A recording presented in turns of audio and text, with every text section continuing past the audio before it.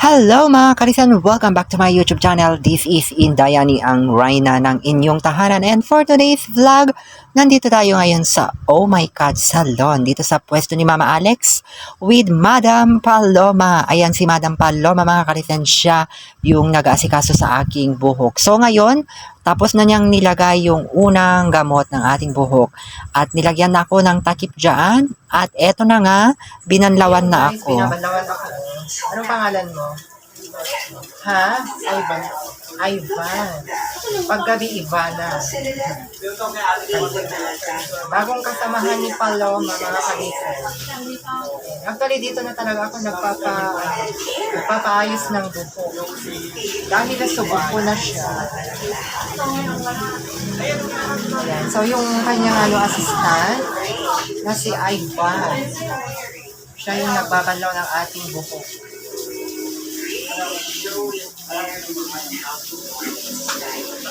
Pagkatapos nito, anong gagawin? Hindi ko na kasi matandaan. Bale, ito yung unang gamot na in-apply.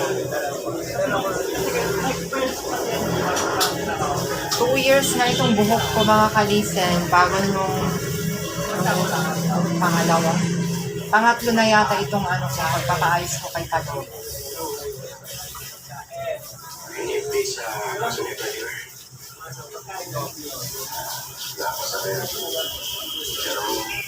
Bale, ito yung una niyang step. Nilagyan niya ng gamot. And then, a-applyan pa niya ng pangalawa. Bali, ang matagal na niya yung pagplaplansya ng buhok. Yun ang matagal. Tsaka masakit yun Yun ang masakit.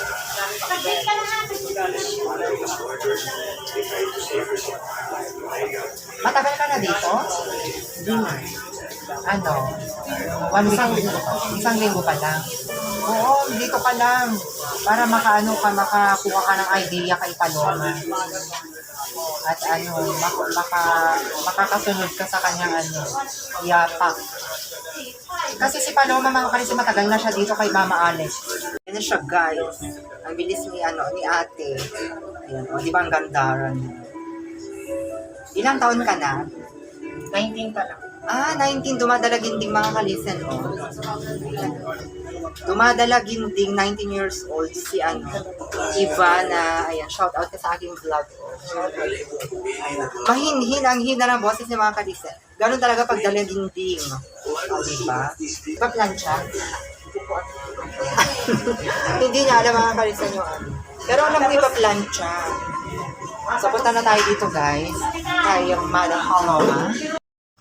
I'm back mga kalisan. Ayan na nga, tapos nang nabanlawan yung ating buhok. At ngayon, pinapatuyo na ni Madam Paloma yung aking buhok. Alam nyo mga kalisan, nagulat ako itong procedure ng aking pagre-reban ngayon dahil kakaiba. Tila mas mabilis kumpara nung nagdaang reban ko para sa kanya.